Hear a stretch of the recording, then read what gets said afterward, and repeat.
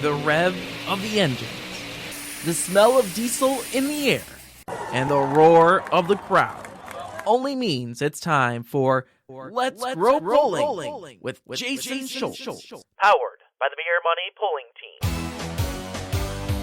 Jason brings you the interviews, the news, and the most talked about topics in polling today.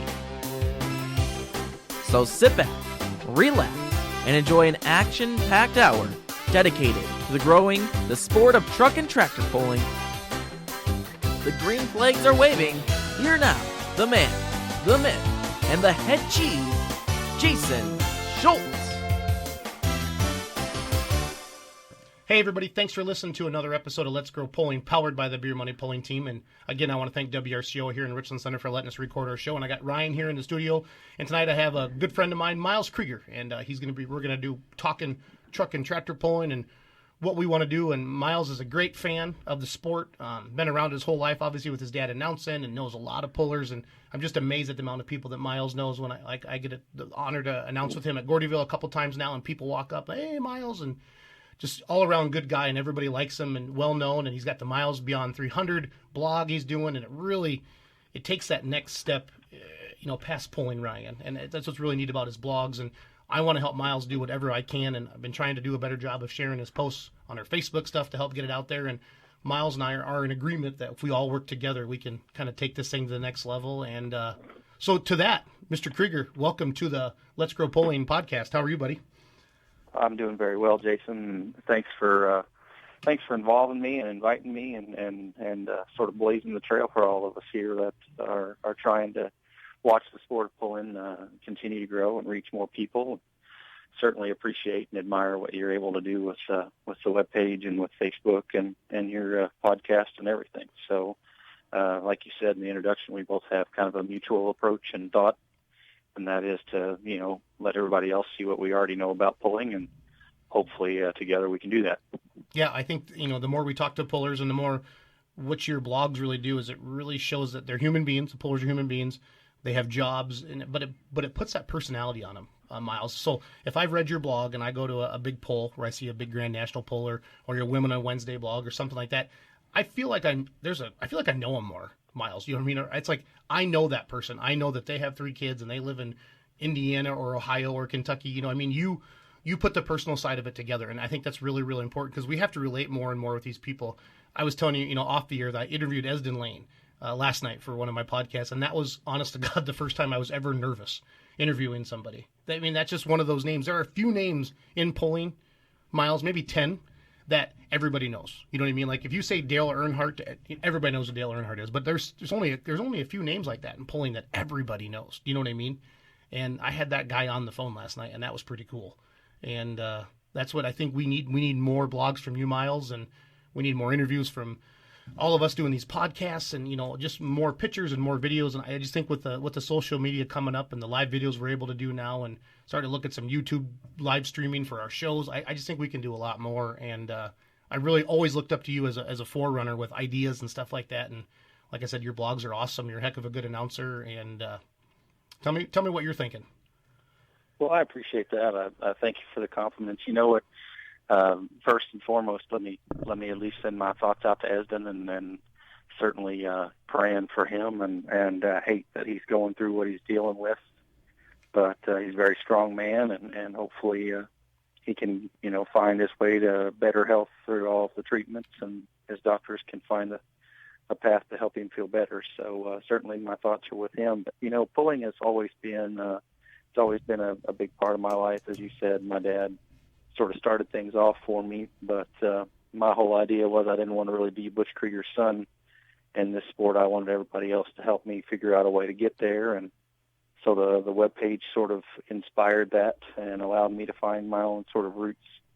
Creating articles and stories is what allowed me to have more of a personal perspective of the sport and bring a personal perspective to the pulling community, so people could learn more about those people that are participating in it, and from that point, we've covered birth announcements to having memorial stories for people who have passed, and vehicle reveals, the Women on Wednesday series, which is supported by Full Pull Motorsports, and all of the other wonderful articles we're able to put together. I'm just really, really honored that pullers trust me enough to write an article about them and try to get more of a story out there about who they are and what they do within the sport. So it's always a challenge to try to get more and more of those articles written, but that's always my hope. And with some of the support from Mitos and some of the other companies that have come on board as contributors for the website, I've been able to reach a lot of people, which is neat. Yeah, I agree 100%. The one thing we forgot to do, and I normally do right away, is I kind of always give you a chance to introduce yourself, because people need to know who Miles Krieger is too. So where do you live, Miles? Tell us about your family, what you do for your real job. Kind of give us a history of the Miles Krieger. I can absolutely do that. I live in a small farming community, a town called Plainville, Indiana, and we're just about 10 miles north of Washington, Indiana. For pulling fans, that, of course, is the home of the Boyds. And I actually work for Greg and Steve Boyd at their machinery company, Boyd & Sons Machinery. We private label our own rubber track line, Warrior Tracks, and we stock from the smallest possible nut or bolt to the largest idler that you can put on a D11 bulldozer in our warehouse there in Washington. Married to Allie. We just had our 7-year anniversary here earlier this week, and we have a beautiful little girl, 3-year-old little girl named Landry, who is kind of the center of our universe. So we have a good time and enjoy them, and excitedly enough, we're going to have another baby coming here in September. So things are pretty exciting with regard to how things are in my life. We're in the process of looking at getting ready to build our home and really set up some roots here in this area where my wife grew up. So things are really, really busy and hectic. I coach high school cross country and track and field for a small school in town, and we're always going and coming with them, it seems like, as well. So between that and pulling and my job, things are pretty busy. Yeah, there's never a dull moment. Never a dull moment. So so what are you working on right now? Like, what's jiggling in Miles' head going, man, I wish I need to be doing more of this. So well, there's lots of that. I have a couple of stories that I've been working on. I got the interviews done, and they're going to come forward. As I dig deeper into the realm of things that have come or will be coming, most near to us is obviously going to be the road show at Tomah. And so that's something that I launched a couple of years ago at Bowling Green. And after going to Bowling Green for many years as a fan, I was excited to try to do something like that with the Miles Beyond 300 Road Show, and basically kind of bring like a ESPN's, game day type of feel, have a stage there where you could do interviews with the competitors and big heads and, just all kinds of fun and excitement, give away door prizes. And from all of those different aspects of what we do, we try to interact and intervene more within, or, engage more with the crowd, the audience. So we're going to take that to Tomah for the first time next week. And we'll have 5 sessions of the road show starting on Thursday and then concluding Saturday evening. And that's something I'm really excited about. Going to do the same thing at Chapel Hill. I'll be chasing a lot of pulls that I'll be announcing in the month of July, and then several other projects just tinkering on the side, trying to bring more in. One of the things I've been able to do is put together sponsorship proposals for competitors, and that's been something I've enjoyed doing, and I've probably put, 25 or 30 together over the last 6 or 7 years, and I enjoy that, trying to help bring more marketing and branding to the sport. It's always difficult because people have misconceptions of the sport of pulling, and so you have to try to sway those people away from throwing their valuable dollars at NASCAR, NHRA, or monster trucks, or whatever the product line might be that they are trying to, promote. You have to show them that the fans sitting in the stands are the ones that they really need to be reaching right there, and find ways for them to activate and bring more to the sport in terms of their product and promotion. So that's definitely something that I enjoy doing and hope to do, and working to bring some more ideas to the Farm Machinery Show in terms of what Miles Beyond 300 will do there in February. And those are kind of, it's one of the key events I always look forward to and plan for. But it's always busy time here with the summer as we get going pulling. So I've really tried to learn how to take pictures, and Jesse Post and Rodney Crum and Brian Lively and Jake and Dick Morgan have all been very, very patient in trying to show me how to take some pictures of the pulling vehicles as they make their way down the track, and I'm still not very good, but I enjoy trying to do that at the events when I'm not on the microphone, when I have a chance to do so. So, there's lots of stuff coming forward in terms of the page. We'll have a ring prediction contest again coming up for Bowling Green, and trying to get more involved with those events that are coming up at the end of the summer, and just continue to work and try to promote the site. I have not been able to get nearly as much writing done over the course of the last 2 months as I would have liked. We did launch a new webpage, and hopefully people like the look of it and are enjoying it. It's a little bit more interactive. We're going to have some more things on there, sort of web mall type store getting ready to come with T-shirts from competitors that we're going to have up, and just some unique things in that aspect. But the website was hacked about a month and a half ago, and so we had to kind of force the hand and go ahead and put the new site that was under construction out there. Jesse Post from JP Pulling Productions built a site, and I love it, and I'm really proud of it. So, things are busy, and I'm excited about what we're doing with pulling, and hopefully we can do more. I wish I had 3 or 4 more people that were willing to write for the webpage and post stories for me, or 3 or 4 more people that wanted to go out and take videos and do those sorts of things. And that's the one thing we all have to look at, and what we're trying to do as a sport is we can't look at each other in a means of competition. We have to look at each other as just we're all trying to share a similar mission and goal, and that's let's get this sport of pulling to the forefront, and then we'll really all be able to sit back and really reflect on how much the sport has grown and adapted to the culture, be it social media or online engagement or engagement active at the pools or whatever it is. That's awesome, Miles, and that's what that's one thing I look up to you for, is you're calculated and you think things through. And I'm the exact opposite of you. I'm like, yeah, let's try it, and we go try it, and if it works, it works. If it doesn't, it doesn't. And I just keep going like that all the time. So I have a ton of respect for you, the way you sit back and think things through, and it's good to have another great mind like yourself sitting there thinking about all the pulling stuff. And your website looks phenomenal. It looks really, really good. Jesse does a really nice job, and he does a lot for PPL and Lucas Oil, and because I know him and Brian run their Facebook page, and they do a really, really good job with all that. And I just think the more you motivate me to try different things. I did 2 vlogs this week, video logs this week, and that was weird the first time. And it's amazing how long it takes Miles to make a 10-minute video. You know what I mean, with all the splicing and it took hours. I don't know because maybe I'm not that good yet with the computer with that kind of stuff, Miles, but it took me a long time to get that going. But anything I can do differently to get somebody to watch, to go to a poll, and that's the key. I mean, to me is why aren't more people going to these events? Because they're great. They're affordable. Esden talked about that last night when I talked to him, Miles, Ryan. It's affordable. That's the one thing he said, and I said, "What's your favorite poll?" And I knew he didn't want to do it. He's like, "Oh, all right, just give me." He's like, Chapel Hill. That's his Chapel Hill, and that's his baby. And he's why? Because they make the pullers feel great, Miles. And I don't know. Do you announce Chapel Hill, Miles? Are you involved? Do you help out down there? Yes, I'm one of the lucky ones that gets to announce that show, and this will be my 3rd year as an announcer there. I've been going to that show probably since the mid '80s.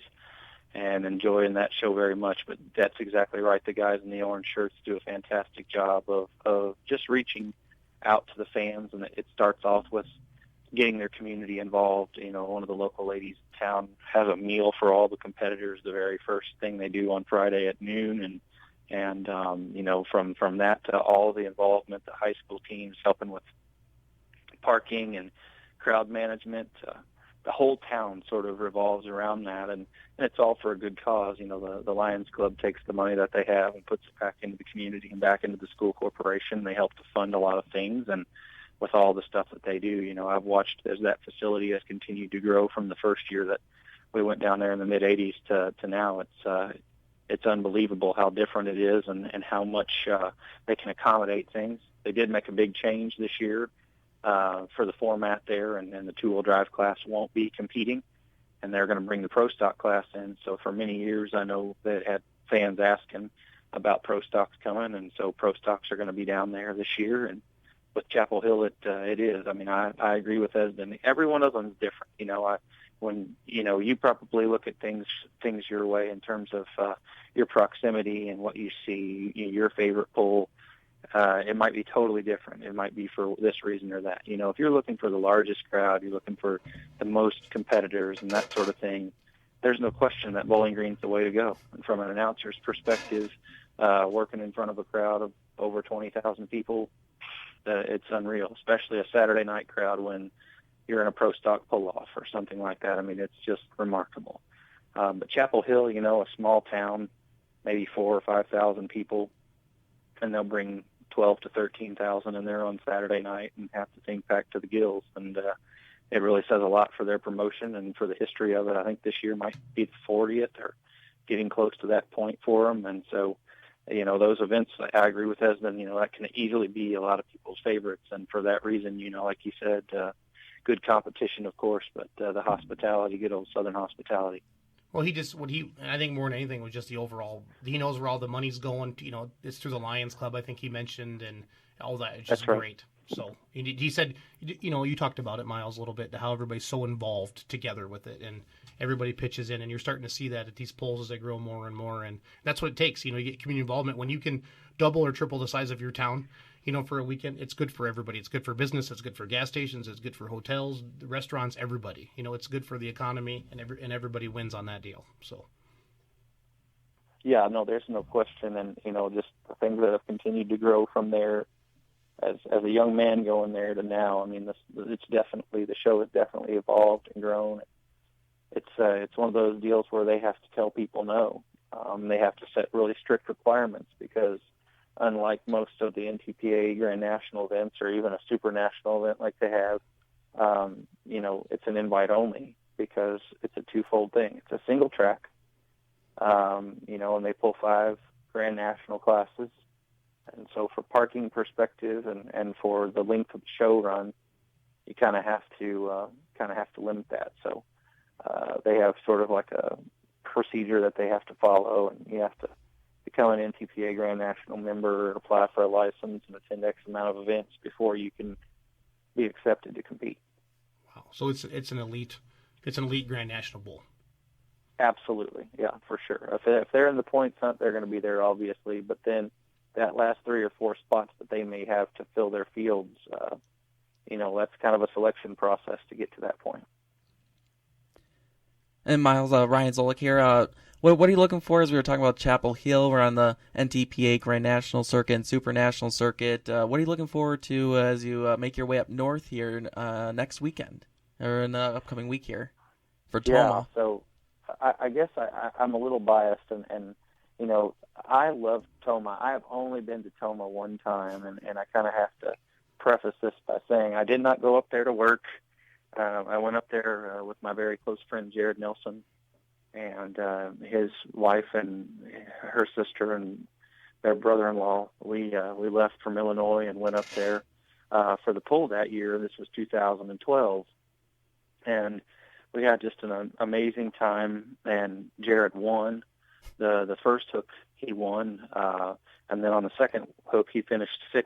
So he actually took the low score for the weekend award home with him. So right off the bat, my mentality of Tomah was already really awesome because, of course, Jared won. But from that experience and everything, wow, I just loved it. I mean, I absolutely loved it. It reminds me of Bowling Green some, but it's a little bit different in terms of at Bowling Green, it's a little bit more of a party crowd, and at Tomah, it's a little bit more of like sort of the family feel. And I'm not saying that that Bowling Green doesn't have that same aspect. They absolutely do, depending upon which side of the stands you sit on.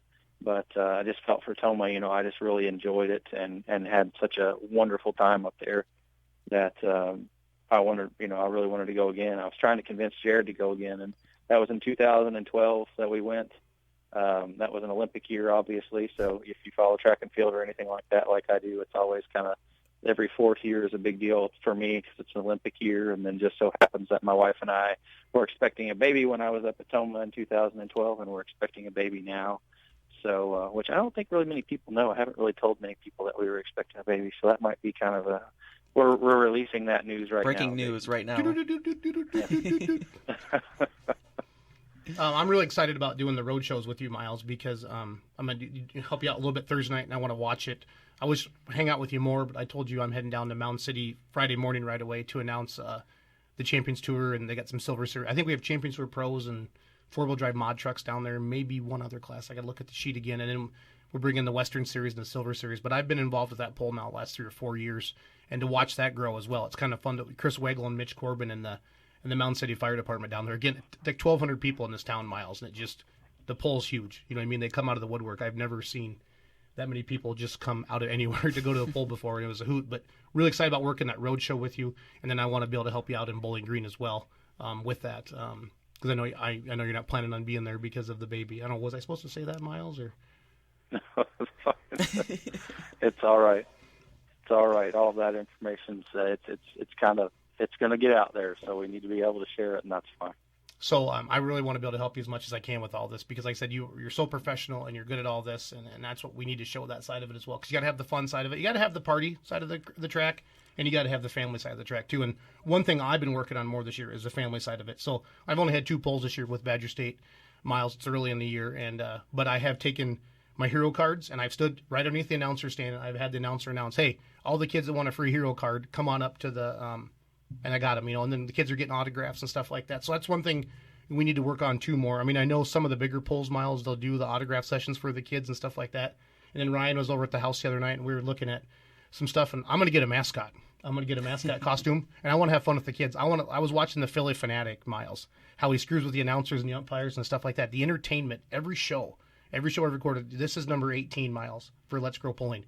Every show, people said we got to bring more entertainment to the fans. So, and that's why I put a post on Pull Off, and it's got 5 replies now. I've been doing it on Facebook and Twitter and stuff like that. And people are kicking up ideas, everything from throwing Frisbees in the in the stands if the kids catch it, and, the pedal tractor pulls, and it's just a lot of different things like that. But they look up to you. I mean, there was a kid that sat on my tractor at Sauk City Saturday night, last Saturday, and that's all he wanted for his birthday.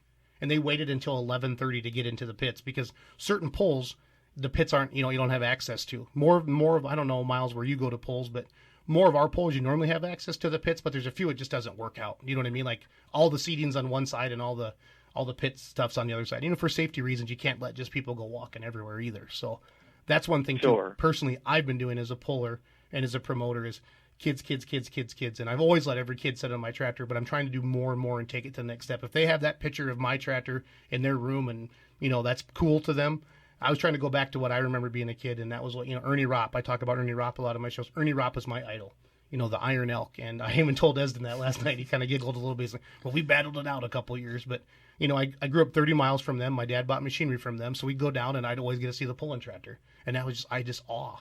And I still remember it, Miles. I mean, I still enjoy talking about it, and we got to create those memories with the kids. You know what I mean? Just more and more and more of it. So that's one thing I'm personally trying to do. That's absolutely true. I mean, they're the next generation. We've been lucky to do some different contests on the site. My friend at 6B Apparel, Chris Boson, did a contest support with me a couple of years ago where, as part of Pulling Awareness Week, kids could design their own crew shirt, and then he chose the winner and actually made that crew shirt design come to life for the kid, which is awesome. I've been the marketing guy for Midnight Motorsports for about 8 or 9 years now, and a few years ago we got connected up with a company out of St. Louis, Missouri called Really Big Coloring Books, and we produced about 1,000 coloring books to give to kids, and crayons and the whole 9 yards, so that they could go, when they came through, we just hand them a coloring book, and it had 6 or 7 activity pages, and they could color each of the trucks, and a seek and find, and just different things that we came up with together. And it went over really, really well. But my whole thought is if you're going to be involved in the sport and you're going to have these kids involved, we got to try to get them going. If I were ever going to promote a pull, I would make sure that I tried to promote the pull at the same time that the school year was about to end, and I would go into that school and give every one of those kids a free ticket to the pull.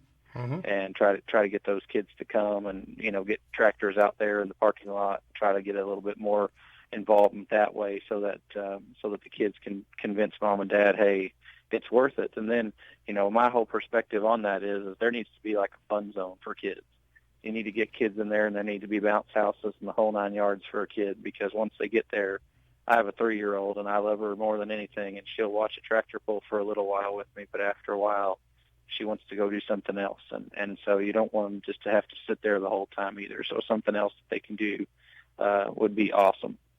I always had this vision and idea that I was going to just create what I refer to as the fan experience, and I really would love to do it. I just don't have the capital, the time, or anything like that right now, but I got quotes on what it would cost to build a replica chassis and actually have a chassis sitting there that fans could step up on and have the simulator done and built so that they could see what it was like to pull and what it would feel like to push the clutch down as the tractor spooled up. And then after they got done with that, have a pedal pull in the middle of the fan experience and have some tractors and autograph sessions. We had a really good experience with the autograph sessions that I did at Bowling Green a few years ago as part of the road show. I had 5 different pullers sit at the table during the road show itself, and lots of autographs, and lots of people came through, and hero cards passed out and everything. So, anytime you can get more involvement and more interaction, it's absolutely going to be very beneficial, I think, for all involved.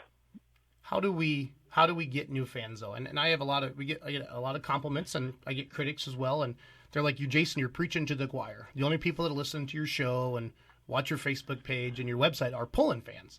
They're not, and I disagree with them internally. Well, I disagree with them on, for sure. I know the Facebook fans are not just pulling fans, because we get a lot of questions that, we get a lot of comments, never been to a truck and tractor pull before. And that's why we try to do giveaways with T-shirts and stickers and stuff like that with the live videos and things like that. Or where is a pull this weekend? So that's kind of like what I've been trying to do with these vlogs I started this week. And Ryan gave me that idea that these people on YouTube, they have like 500,000 subscribers, Miles, and they're talking about nothing. They're just talking about what happened in the entertainment news and the news last week. Their daily life. Yeah, their daily life. And they have 500,000 subscribers. So it's like, all right, we need to get this going with pulling a little bit. So how do we get, and that's one way to grow sales. When I write a business plan at work, it's, frequency. How often do we see that person guest check, or how often are we selling them, or if we're selling them $100 a week, how do we sell them more? How do we get fans to go to more pulls? And how do we get new fans without, because, everybody says TV. Well, that's the answer, because I talked to a marketing gal through Phil Kelly, Miles, that, Phil, right? The red-blooded binder, Super Farm. Yep. He films for NASCAR. That's his real life job.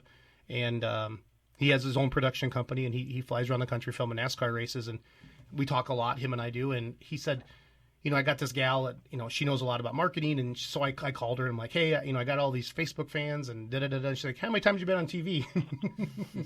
She's like, I can tell you, if you've been on TV, I can tell how many times your logo's been seen, or, because that's what like a sponsor's looking for, something like that. And Miles, you had to be creative when you wrote your sponsorship packages for these pullers. You know what I mean? Yeah, well, television engagement is a big deal. I mean, it's a very big deal, and I mean, I give props to all the pulling organizations that are out there right now that are bringing television to their organization. You think about the fact that there are actually four organizations that are bringing live, or not live, but produced television shows out there. Bluegrass, Outlaws, NTPA, PPL, right? Mm-hmm. Yeah. Okay. Yeah, I mean that's pretty fantastic. Every one of them is on a different market, or reaching a different station, and I think all those things are really important. I think the best thing that we can do, Jason, in general, and this is just always what I've believed, there is a misconception with what pulling is, in my opinion, and I believe that people believe that pulling is a bunch of uneducated rednecks that are just together, tractor pulling, their tobacco in their mouth, beer in their hand, belly hanging out. That's what pulling is. And what they don't know is the degree of engineering and intelligence that are put into the sport, the amount of money that is invested. I mean, don't even think about the tractor, but think about how every puller gets their vehicle to the track. The amount of money is unbelievable that's being invested in the sport. And the majority of these people, they're small business owners, they're farmers, truckers, whatever it is. So they understand the difficulty of trying to make it work. They get out and and work to bring whatever it is to the forefront of their daily business. And so a lot of, being business owners or whatever, they're very educated people. And I think that's just one of the misconceptions that I see, I believe, in the sport in general, is just that people don't quite grasp the element of engineering and expertise and technology that we use on a day-to-day basis in the sport. Yeah, because all they ever ask is how much horsepower, you know what I mean? And they're like, wow, and that's kind of where it ends. And so we got to do a better job. We got to have more shows, more TV about educating. Respect the puller. Ryan? Yeah, I definitely like the idea of the fan experience, especially as someone that grew up watching NASCAR and NHRA, especially NASCAR on that front. They have those when they were doing their new car tomorrow. They had it out in their pit area where the fans could see the car. They had it like cut in half. They could see the motor. They could see how the driver sits in the vehicle. They do a great job of explaining all their details and the aspects that goes into the sport, whether that's their dynoing, their chassis setups, their aerodynamic packages. I mean, all that is basically can be put back into pulling. How are the pullers setting up their chassis? They're dynoing their engines constantly, just like a NASCAR or NHRA. No one, if you're outside the sport, doesn't realize that, like, what you're talking about. And especially when you have 4 or 5 engines hooked up together, where else can you see that, on one going into a single rear end and, actually make it 330 some feet, and then you can drive it off the track for the most part. It's an amazing accomplishment that I know a lot of people overlook in this sport and elsewhere around the country when they hear the term truck and tractor pulling.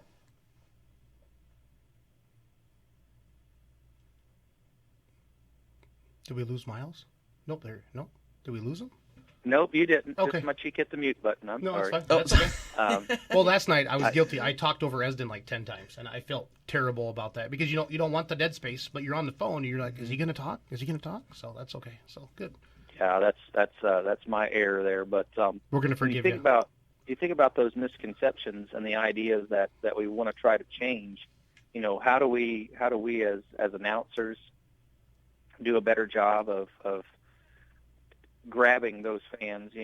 We did it a couple of years ago with Pro Pulling League and NTPA as well as part of Pulling Awareness Week, which is something we just launched on the Miles Beyond 300 site. And one of those days was, for us to have what we referred to as the VIP experience. And so we had 5 different teams at Goshen that hosted a VIP experience. So Jeff Hodem, the Linders, Jared and Bethany Nelson. I'm trying to think who else we had. A modified driver. We had 4 or 5 different teams that hosted 2 people each, and we did it at random. If you were interested, if you were a new fan of the sport, you went up. Katie Linder was helping me at that time. I didn't even make it to Goshen that day, but she sat at a table, had them register. They randomly drew these people, and then throughout the course of the evening, they called their name. They got to go get an armband, put a crew uniform on, go right down, be a part of it, stand on the track. I have photos of Jonathan Mears from Lucas Oil Pro Pulling League. He really embraced that idea, and I'm forever grateful to him for that because he took the time to teach them. They actually stood right there, and he showed them the sled, and they stood right side of the sled and watched it and learned the mechanisms that are within inside the sled. And then, as the pull got to progress, they got to experience a little bit more. They even went to the winner's circle when Jared and Bethany made their top 3 that day. They were right there in the television interview as part of Pulling Awareness Week. And so I think we could do a lot more of that. I mean, it's very simple to do. It requires somebody to sit at a table and do some sign-ups and then work it out with the promoter that you're going to get an armband. And what you do is you bring a fan from one side of it to the other. You let them feel the crew shirt and the excitement of what it's like to be standing there on the side of the track and cheer. You get the rush when it's your teammate or whoever that's running. You really want them to do well. And I think that within the sport itself, we have to do a little bit more of just trying to get more fans to see what it's like from the puller's perspective as well. I've never driven a pulling vehicle, so I cannot tell you exactly what it feels like when I hear all the pullers tell me, I was just waiting for it to hook, or when it hooked, it took me left, or it took me right, or whatever it is. But that's the best thing I think we can do as as fans is ask pullers to tell us, Jason, that's something I would like for you to do. That's something I would like to see this show incorporate is, tell us about how it feels to hook the tractor and what is your procedure like. When you get there, do you have some rituals that you follow? How do you handle certain things within the context of that 13 or 14 seconds? Are you monitoring gauges? Are you staring at the chalk line? Are you looking directly at the guy with the red and green flags in his hand? Are you picking out where your wife is with the video camera? Or what is it that you're doing over the course of that 13 or 14 second run? And are you superstitious? Do you have a couple of things you have to do right before you get on the tractor or whatever it is? Because I think every one of those perspectives that come into the sport, they change, and every single person will have a little bit different approach. I'm really blessed to work with the guys that I do, and I get to experience a whole lot about the sport of pulling from the inside that I typically wouldn't with Steve and Greg Boyd. And the knowledge that they possess, it's immense. I mean, what they know about the sport and how they've refined and worked to continue to find durability and power and all of the things that every puller desires. Those are the things that I admire about it. But they also are pretty good drivers when you think about the pro stock class and now stepping into the mod class. They're learning how to drive and how to react and interact with their crew for setup purposes and those sorts of things. And for me, I can stand trackside and announce a pull, and then I can see Jared come right back or whoever it is and talk immediately to their crew member and say, yeah, it hooked at a 50 feet and I was in it and all that. But, what's that mean? What does that mean and what does it feel like? Those are the things I don't know. And from an announcer's perspective, I probably lack a little bit in that ability. That's where Jason, Dave Bennett, Stacy Budson, the guys who have been pullers prior to or even still while announcing, they add even more value to the sport because they can tell you what it feels like or what it feels like when you break or whatever those nervousness feelings are that you're feeling right there before you go. No, that's neat. I think that's something we'll try, Ryan, with to get the live show going. We'll start calling some pullers because we can get the cell phone out and just start calling people and see what they're doing, and that's a great way of doing it. And I talked to Greg Boyd. We talked to Greg about a month ago, and we talked about the difference between driving a pro stock and a mod. And obviously, it was when you open a mod, it's right now. You don't got to spool up a turbo. We talked to Shane Kellogg. Austin Boyer kind of took us through once he gets to the pits, and he's superstitious at Bowling Green. He goes completely out there, and that'd be a good blog too for you, Miles, as well. We can do the audio video side of it, and you can do the written side of it, and we can keep sharing that. And I thank you. I mean, I want a lot of input. What we can be doing more to help grow pulling, and it's neat. It's neat to say I had Miles Krieger on my podcast. That's Miles. Your name is Miles Krieger. You're a well-known person in the pulling world and respected. But I also want to get something from you too. I don't want to just talk to you. I can call you on the phone and talk to you for an hour anytime I want. You know what I mean? I want to. And that's what people are listening to the show, and there's a lot of people listening to the podcast and the radio show, and more people are downloaded afterwards. Not everybody catch it. That's why getting it up on the website's important. But we're challenging people. They're thinking about it, Miles. What you just said.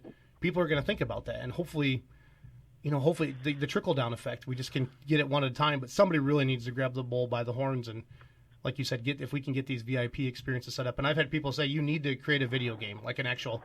Remember the old pole position game you could sit in, or like a driving game? Why don't we have one of those for truck and tractor pulling? We know. I don't know. It's expensive to make it, but there are apps. There Yep. are apps for the phone, but not an actual video but game. to Miles' there are point, apps. if you could sit in it, bend the throttle, let go of the clutch. The simulators definitely. I would love that. Would be an amazing. That could do a tour either on the PPL side or the NTPA side, or split between both depending on the weekends. And I think that'd be totally boost the fan experience that are there, especially when there's some downtime in between sessions or during the day, depending on how that pole is set up. I agree, 100%. Yeah, there's absolutely no secret, and what I'll tell you about myself, I like Monster Jam. I'm a fan of Monster Jam.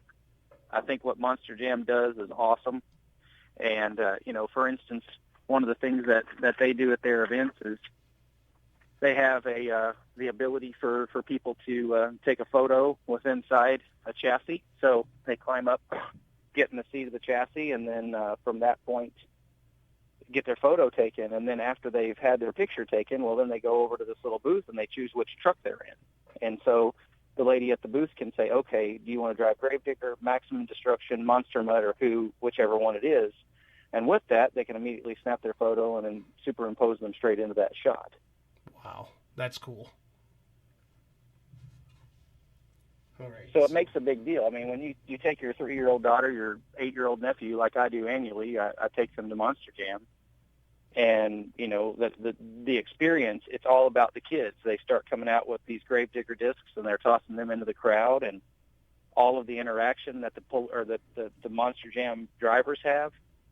And that's one of the things, guys, I really want to work on. And I have the concept in place to do so and get everything developed, I guess you could say. And I apologize if you hear the chime in there. I just got in my pickup truck here, but I have the concept in place in my mind to be able to host what I'll refer to as a summit. And so what I think we have to do is a twofold thing. I want to host a full-day summit from the promoter's perspective, and I want to host a full-day summit for the puller. The promoter's perspective, I want to bring guys like Jason Schultz and Don Slama and Mike Ott from Bowling Green and the guys from Chapel Hill and Chris from Tomah. But I also want to bring some of the smaller venues and some of the smaller events, bring those people in and let all of us have a conversation, put a panel together, let promoters from all across the country come and sit in the audience, ask questions, have some canned questions pre-prepared, so that the promoters answer, okay, how do you handle these sorts of things, and what do you do in terms of growth? How do you handle noise ordinances? You know, those sorts of things. Like, I know that sounds funny, but a noise ordinance has cost several different things, pulls and events. I think it might have very well been the reason that at Benson the Unlimited didn't run the first night, was a noise ordinance. So those sorts of things occur. How do you work around those? How do you handle the simple task of porta potties, the number that you have? Okay, let's talk about your promotional budget. How much money are you investing? Are you working with your local radio stations? Are you buying billboards like Farm Machinery Show does? Are you investing your dollars in print media? Where are your dollars going? Okay, so you've got that promoter component. The other aspect that I think we have to do, and Jason as an announcer, Stacy as an announcer, those types of guys, they're not uncomfortable with the microphone in their hand. But 9 times out of 10, a puller is scared to death of an interview. Absolutely. So we as announcers have to fix that. We have to fix that. And any puller that I have ever worked with in a marketing capacity, I have also worked with them to understand the importance of being prepared in an interview.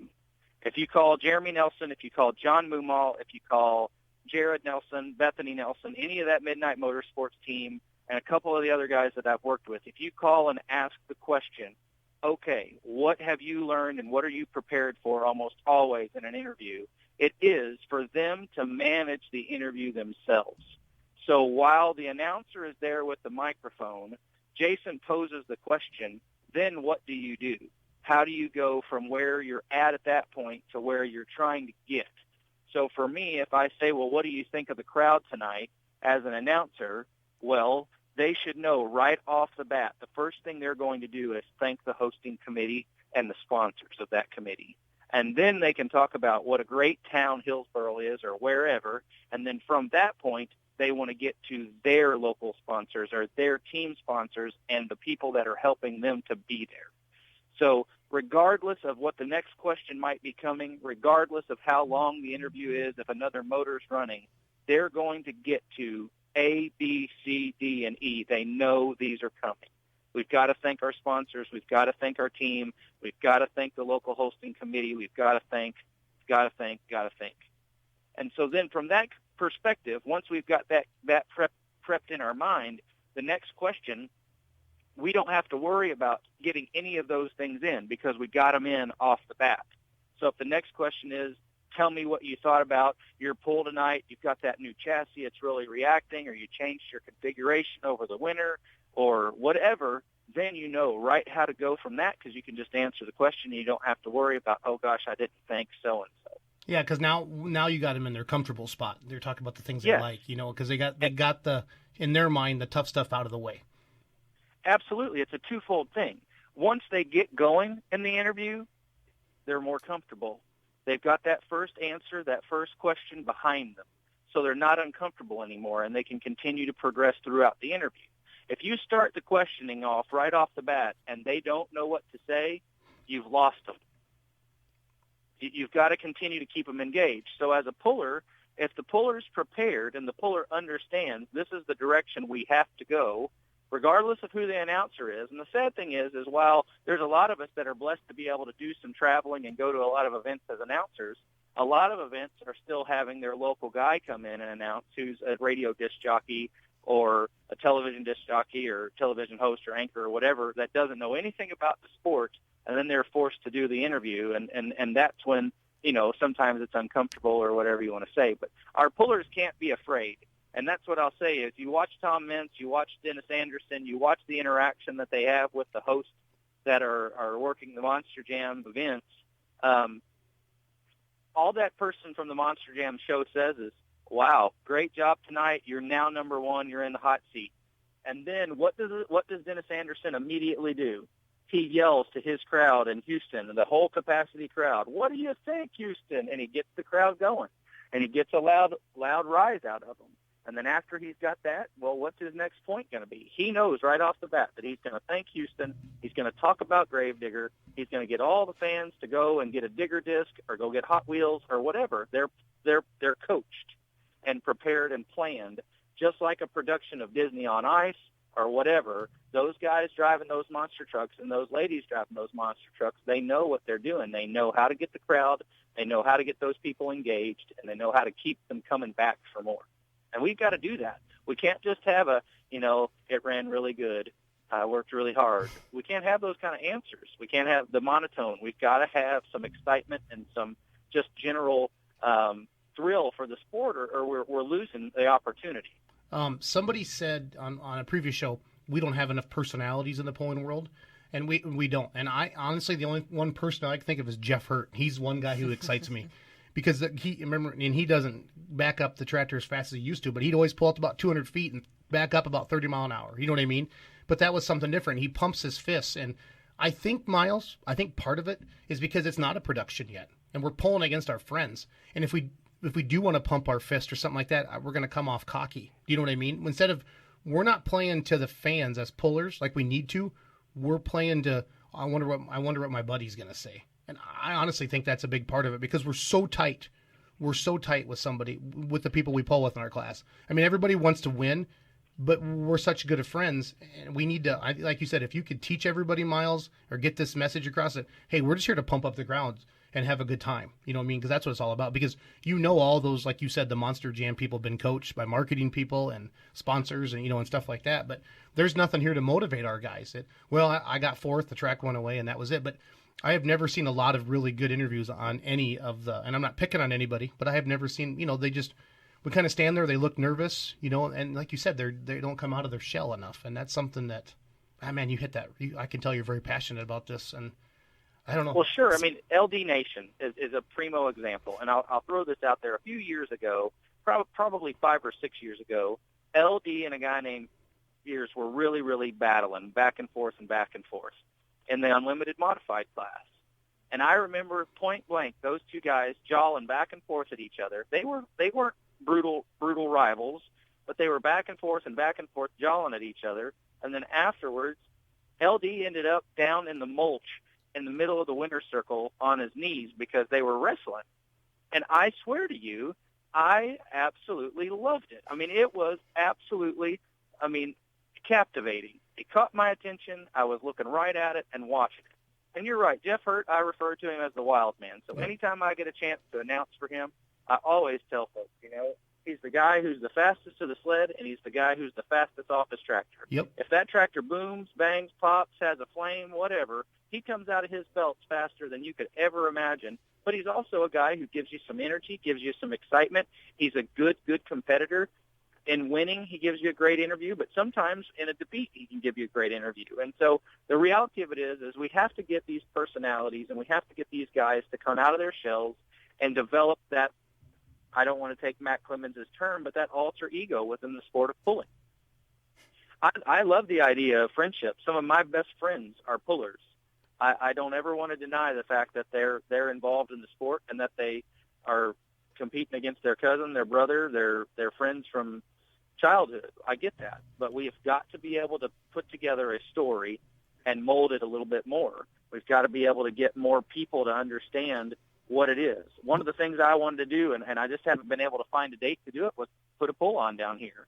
And right off the bat, I contacted two pullers right off the bat and said, hey, if I put this pull on, will you come?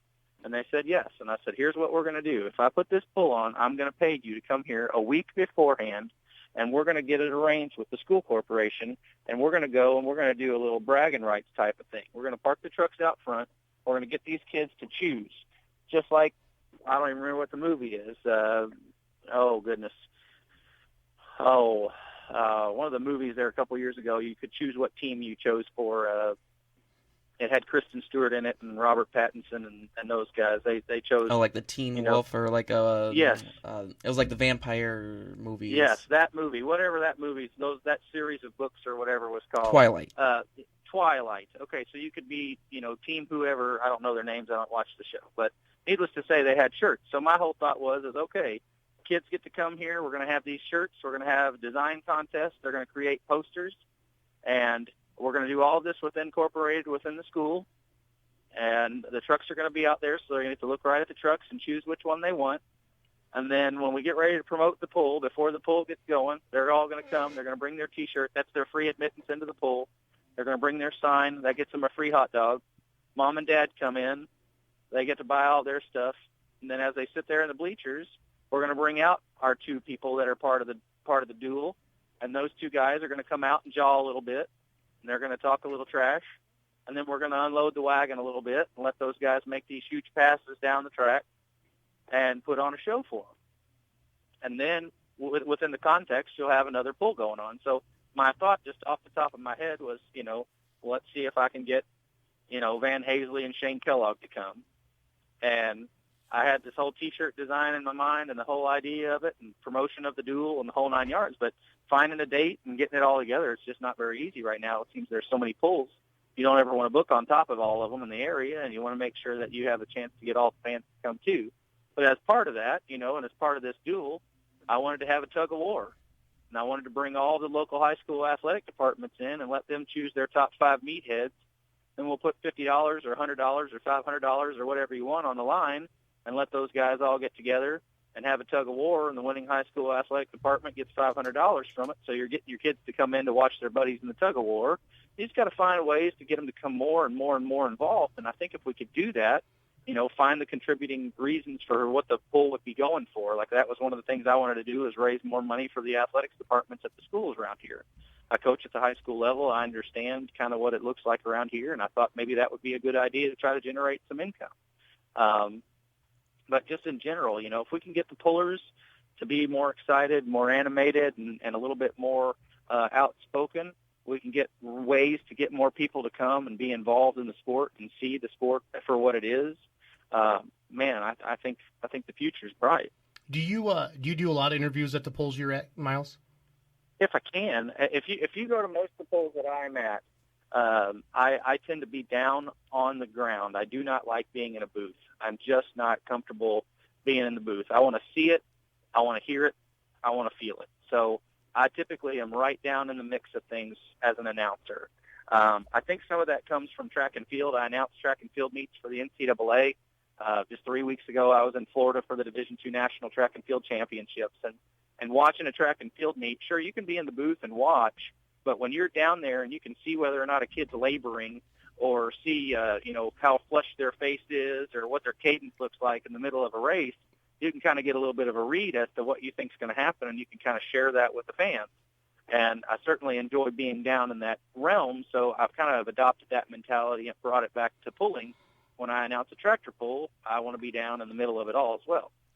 Do you give the guys a heads up? I mean, that's because I'm going to Mountain City next weekend, and that's the one thing I asked for was a wireless mic. And Chris said, absolutely no problem, whatever you want. And Chris Kripkowite's going to be up in the announcer stand, and I know he's more comfortable up there, and I could roam around more. But Saturday night up at the Badger State Poll, I got my first selfie stick, Miles, and I'm doing the live videos. So on our Beer Money Pulling Team page, with the reach we have, that video, I did a 30-minute live video to reach 120,000 people. Okay. Yeah, I watched some of it. I was one of those 120,000 So people. what we were doing, and I'd wait for the tractor to stop, and I'd walk up to it, get real close.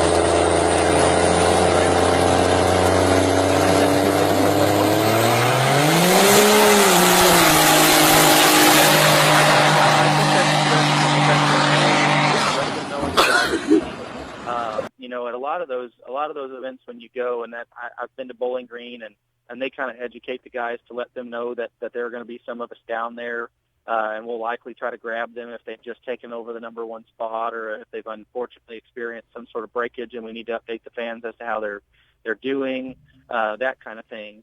That there's always got to be that sort of plan. And I think from our perspective, it doesn't hurt to let them know in the driver's meeting, hey, this is what we're going to be doing. If I can get you, I'm going to come to get you, and this is what we're going to say. Right off the bat, I'm going to ask you a few questions and have those pre-prepared. Have them pre-prepared in their mind. Typically, before I host a road show, I'll send my questions off to the people just simply because I want them to be able to put a little bit of thought into it. If I have 10 minutes or 15 minutes or however many minutes I have to sell Jason Schultz or whoever it is, and I have that option to bring more people into the fold, well, then how do I want to do it? Well, I want to make sure that I'm not throwing any curveballs at them. And I learned that the hard way a couple of years ago with the Bramers.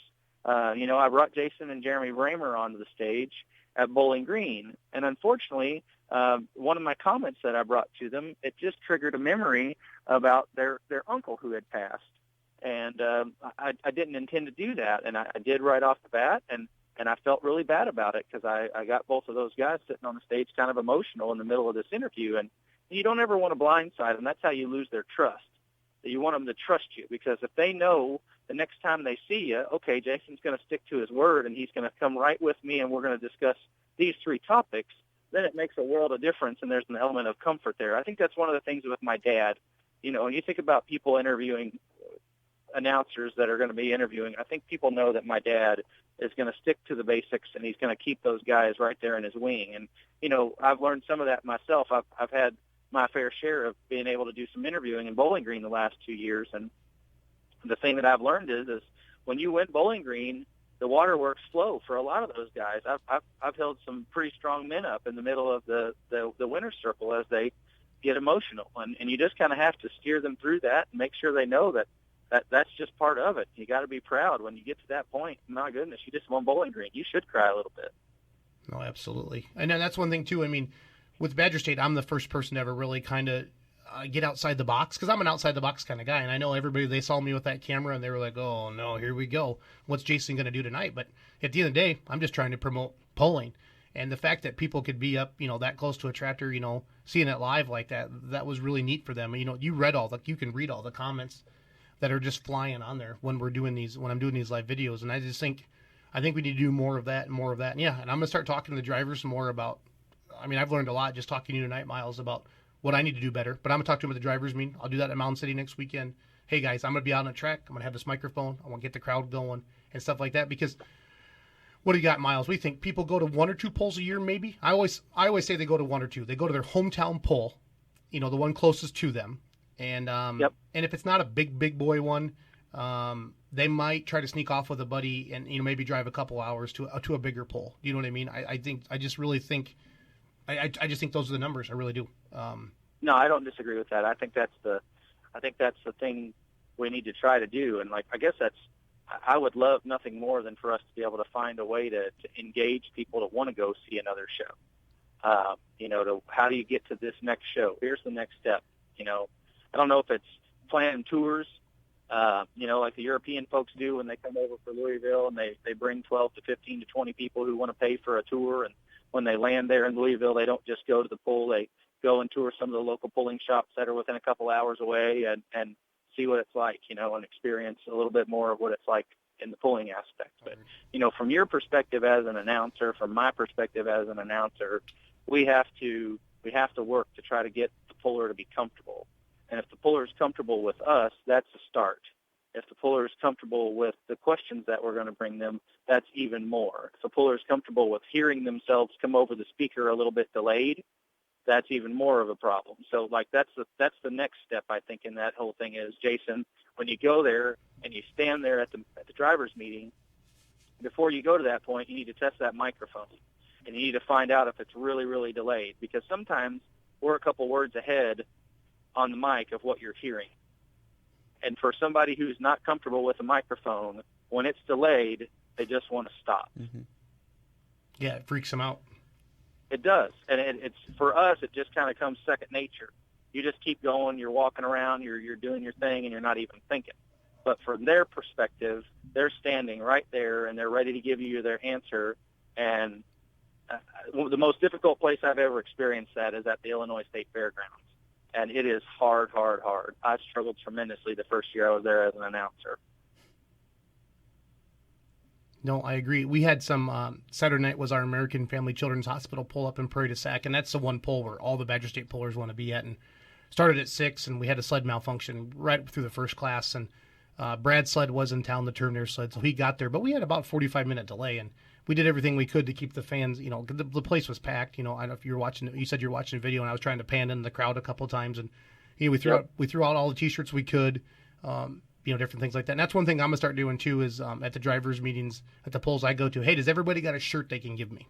If I can, if there might be 70 pullers there and 40 of them give me shirts, people love free stuff. So if you're a promoter or you're an announcer, we got to start thinking of these things on our own. You know what I mean? Because you can get out there with that wireless mic and get the crowd excited. I'd say that's one thing I want to start doing a more job. And I'm gonna, like I said, Ryan and I were looking at mascots. I really want to get like a reindeer and say not a John Deere or something like that, because I'm an international guy and have some fun with it and be able to put a crew shirt on over it. But to get a kid. Well, you may not remember those days, and maybe you do. I'm not sure, but I grew up with TNT Motorsports, and I grew up watching Go-Go the Gorilla. Go-Go the Gorilla was their mascot. I remember. He came out. I remember TNT, but I don't remember the gorilla. He was on like a three-wheeler, wasn't he? He drove around on a three-wheeler? He used to ride a three-wheeler. He had a motor scooter. My dad eventually bought the motor scooters from TNT, and they had mini monster trucks that he'd come out and drive.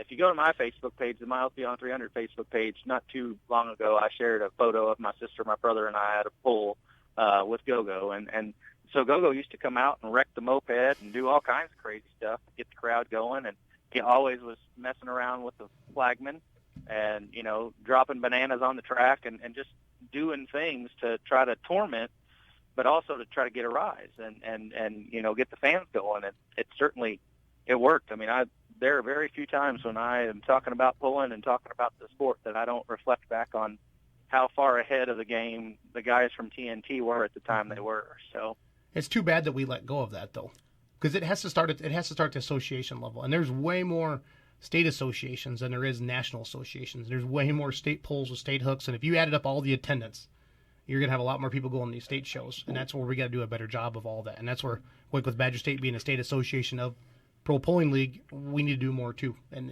this is the first year we have our own branding commercial out this year. Miles worked with Discover Wisconsin, and it doesn't say when the polls are. It's just you got a nice 15-second video of some awesome trucks and tractors, and saying when you see this logo and you hear this name, the big boys are coming to town. You know what I mean? And I think the Outlaws just do a phenomenal job with that. So we almost got to get marketing minds working with these polling people. You know what I mean? I think that's why I scare people. People that are my critics, or they're, Jason's out of control or he's crazy. It's because I want to do fun stuff like this. And if you go back to TNT, I think that's where they were ahead of the game, was their marketing. I'm too young to remember actually live, but YouTube has been a great example, because you can go back and watch a lot of these TNT indoor polling shows that they put on, and they still have like some commercials in between, and they had like their own magazine and videos that they put out that the kids could buy, and they were just way ahead of the game in promotional wise. But but there was a day where they were paid, like the Orange Blossom Special and the Big Boss, the Budweiser one. They were paid to come to shows. But that was an event, and that's what we're talking about, truck and tractor pulling and the stuff that Miles is talking about, and he's spot on. But those are planned events. Mm-hmm. You know what I mean? So we have to start planning entertainment into it. You know what I mean? It's like we almost need an event coordinator for every, like a marketing event fun coordinator at every event. You know what I mean? Because if you talk to a promoter, I got to have, I want everybody lined up in the pits right. I want, everything looking good. Everybody, I want a straight line to the scales, and stuff like that. But nobody talks about having fun with the fans enough, Miles. No, I agree with that. You hit some. I hope people that listen to this podcast really get on board, and because that's where we want to hammer hard. Because Miles, we got about a 3-month window every year. Basically June 1 to September 1 is when 90% of the polls happen, and that's it. That's right. And then we tease people with Gordyville and Louisville, but there's a lot more indoor polling coming, and I think that's good for the sport as well, to get people out there and enjoying it. But why aren't we doing? I since the first year of Churning Dirt, I grew up going to Iowa State Fair. I mean, I went to 10, 15 polls a year, but I always remember the Iowa State Fair because there's always a monster truck there, Miles. And my very first poll I had in town, I had a monster truck, and we've always had a gimmick, whether it's a dirt bike, a monster truck, something, a backflipping dirt bike. We've always had a gimmick, I call it, something other than pulling for the family. And I think as promoters, we need to take a look at that, or associations need to almost offer that, because there's a lot of things you can do. These dirt bike guys, they can drop the ramps right in the middle of the pulling track. It's no problem. You know what I mean? You don't got to bring cars out for the monster trucks anymore. They can hit loader tires, and they can ride wheelies, and they can do donuts and different things like that. And that's the stuff. Even the pullers get excited when they see that kind of stuff. So, yes, that's true. We blew through our hour here. I think that's fine. We're going to end up all night here. But that's fine. I mean, we're going to go as long as we need to. I'm not worried about it at all. I just want Miles. You have a great mind, but you don't have enough time. Okay, and even if you had the time, Miles. Even if you had the time, you could not impact everybody, okay? But one thing we can do, if we can get enough people listening to the show, okay, and we get enough people watching this stuff on Facebook, and we share it, you know what I mean? That's how it goes. Because we're impacting people, when I look at the little dots, we got people listening from California to New York to the show. And we're hoping they're listening for education. I'm learning, and that's one of the biggest compliments we get with the show is you're sharing good ideas and you're teaching. That's what Let's Grow Pulling is all about. Because there are a lot of guys that are just pullers, and they just, I'm going to build a good track, and I'm going to have a power track, and the scraper guy is going to be fast, and all that stuff's important. It's very, very important because you can't have delays in the show. But to me, that's boring stuff to me. I want to do, what can I do to entertain the crowd, and what can we do with a little bit of music, or what can we do with some fireworks? And when I interviewed Greg Boyd a couple weeks ago, we talked about their European experience, and that motivated me. They do a lot more entertainment stuff, Miles, over there. So that's why I really want to keep preaching entertainment. Well, yes, we need to have we got to have safety. We got to keep the show moving. Got to have we have good looking vehicles on the track, but we need to entertain the fans more than just with the pulling itself. Yeah, I agree with that. I absolutely do. So we can start to wind this down. That's fine. I just wanted to, that's entertainment.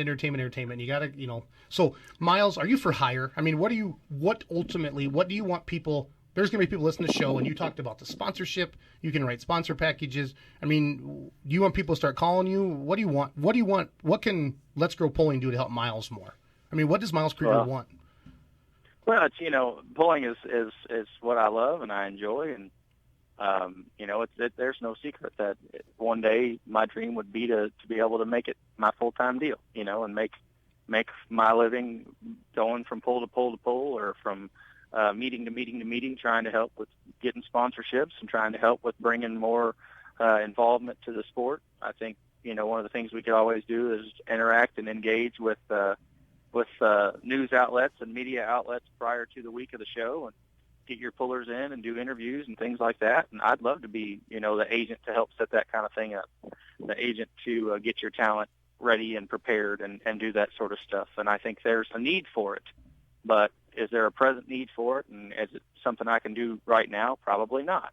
I enjoy my job, and I enjoy doing what I do for Boyd and Sons, and working with Greg and Steve, and working right here locally with my family, and not being on the road very much. But in the long term, I want Miles Beyond 300 to be able to provide services for the pullers. So if a puller wants to know more about sponsorship proposals, I want to help them. If a puller wants to know more about engagement, I want to help them. If I can teach a puller what they need to know, in my opinion, as an interviewer, what I want to do is bring more announcers together and get those questions and get announcers to feel more comfortable with the puller, and the puller to feel more comfortable with the announcer. And all of those things, plus, like I said, it's my hope to be able to host some summits and launch a few opportunities for a promoter and a puller to get together and learn some more. I would like to one day start an organization that is completely and totally unaffiliated with a pulling organization, but more a membership organization that stands for a body of pullers.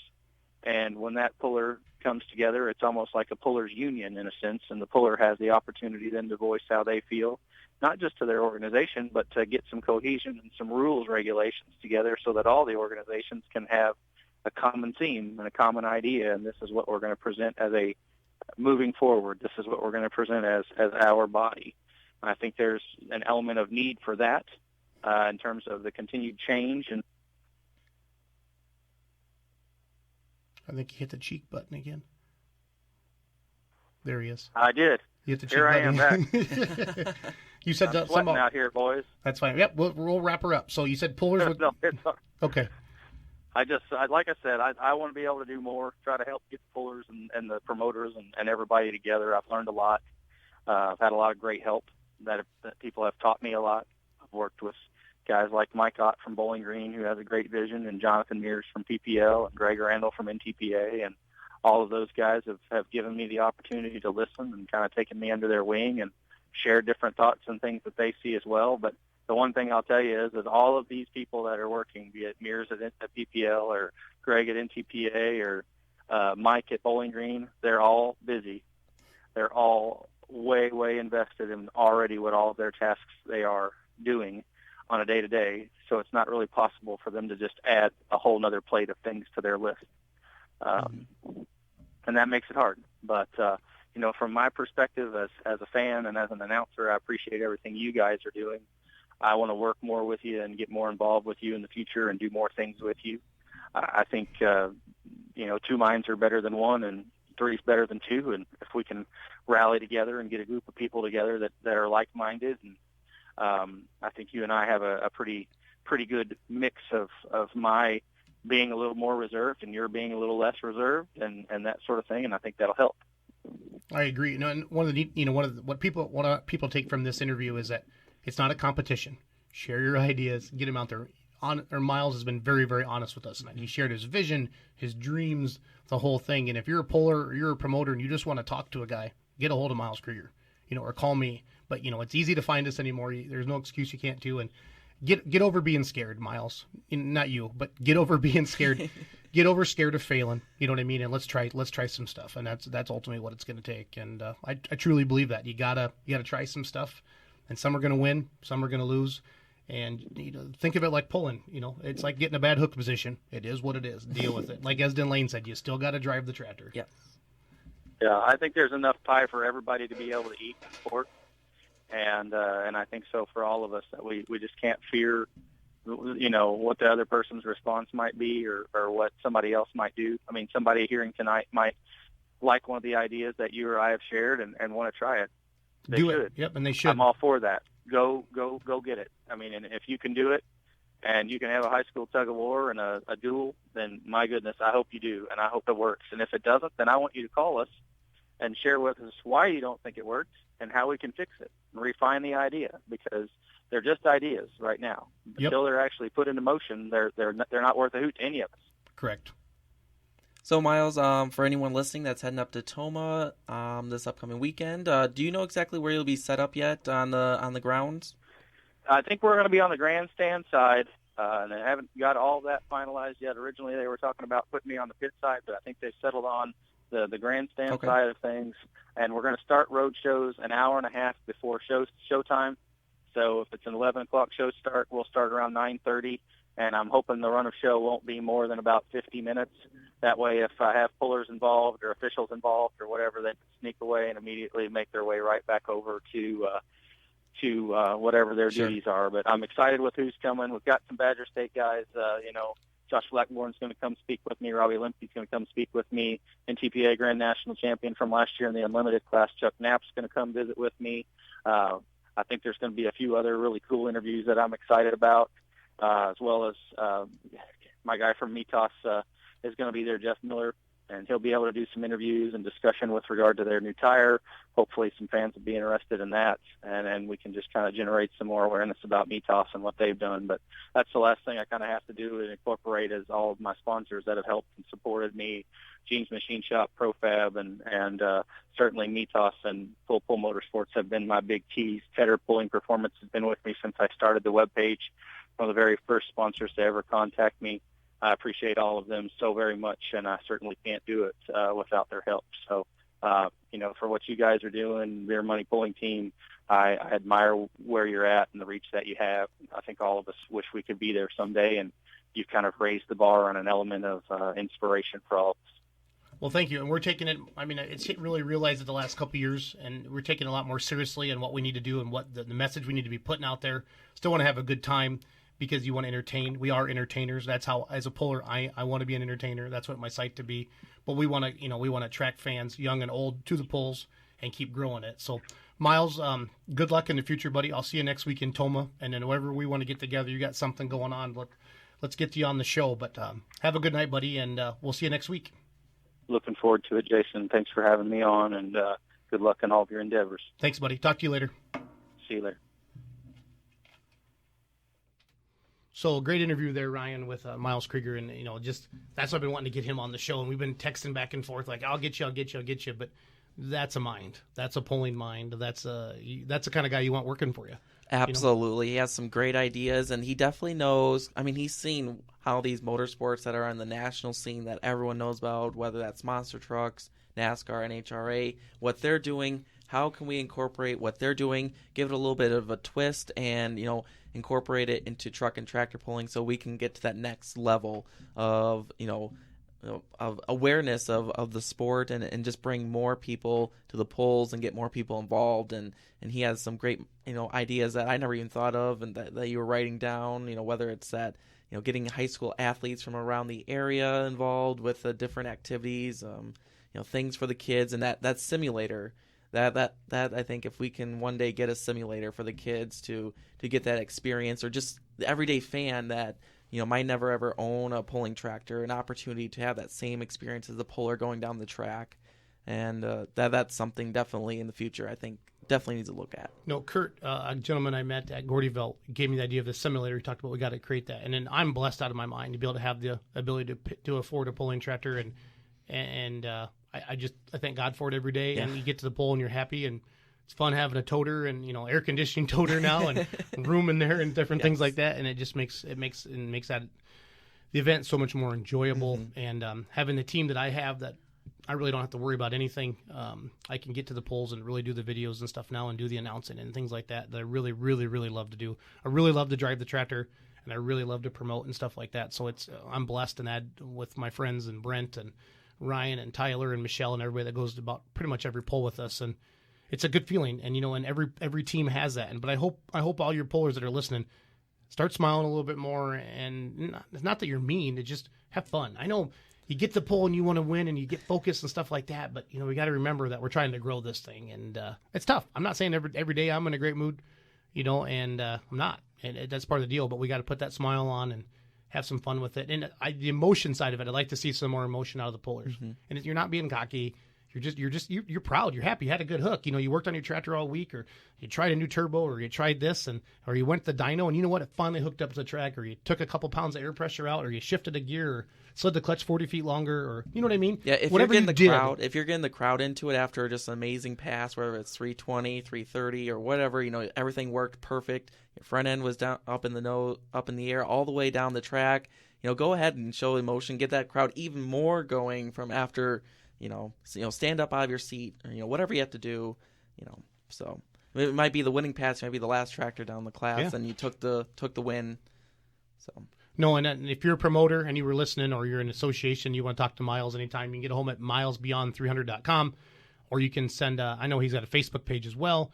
Or honestly, you can just send us a message to the Beer Money Pulling Team Facebook page, and we'll get you in touch with them. And we get 5 or 6 questions every day to our Facebook page about what can I do here? I'm building a 4-wheel drive truck, and then if it's a diesel truck guy, I always send to Jamie Lars. If it's a tractor guy, I send him to Hearts or fuel. I use my people. I spread them around, and I always share everything I can. And we had Randall Kessering on one of the podcasts and talked about garden tractor pulling. That was well received. And Carl Downs has done a couple now, how to promote a pulling organization, and him and Don Slama did on how to promote a pull. So we're trying to educate, and we'll keep doing this. So if anybody has any show ideas, we'll do it.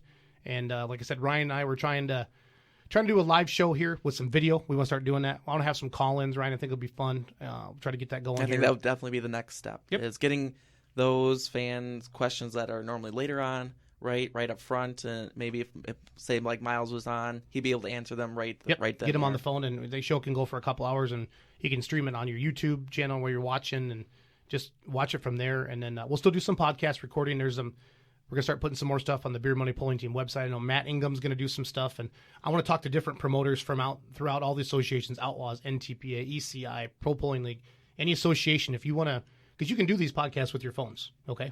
And we just get them up on the website. It doesn't have to be an hour. It could be 5-10 minutes. Tell us what's going on in your neck of the woods, and we'll get it up there so people can listen. We have the reach. Give us the information. And the vlog I did today that I put up is only 10 minutes.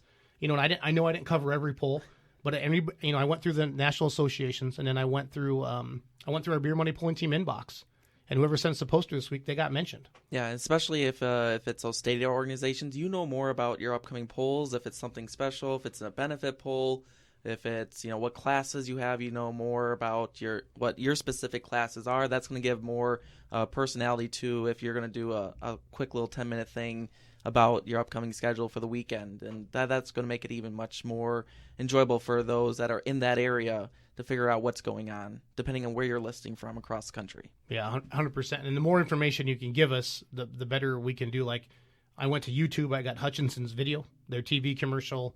I didn't have their flyer, but they did really good there. So, and I went to the Outlaw website. I don't know if I was looking at the schedule right, but the starting times weren't on there.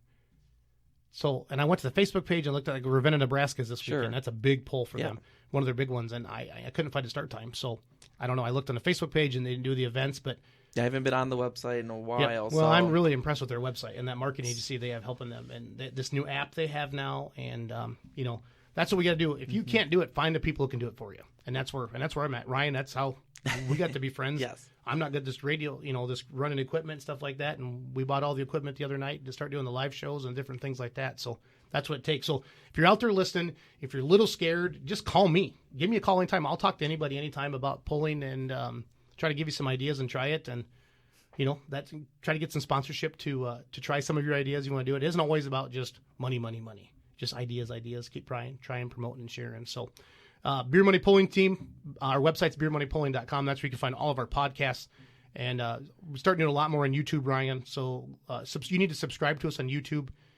Just subscribe to the Beer Money Pulling Team. And every time we put out a new video, you'll get an email or a text or however you choose to do it. And then that way we have something new up, and really trying to, we're about halfway through June, so we only got about 2.5 months left. Really, it's crazy how fast it's already flying by. Prime pulling season to get these next 5 weeks are just jam-packed with polls across the country. Especially up here in the Midwest. Tomah coming up to get more fans to the polls. Yes. Yep. And then of course we're so close already. Hillsborough already a couple months away. Yep. So it'll come up really fast. If you're a promoter, send us your stuff to the page, our website, beermoneypulling.com, and we're just trying to get more fans in the stands. That's truly what I've been saying that for 3 years with Let's Grow Pulling, and more fans in the stands. And I don't know. These changes or ideas, they're not going to happen overnight. It's going to be a slow progression, and that's we just have to take it step by step to just slowly build up. And I think that's this is the first step to getting there. Yep. So don't be afraid to promote yourself, pullers. Everybody have a good night. Thanks for listening, and Let's Grow Pulling.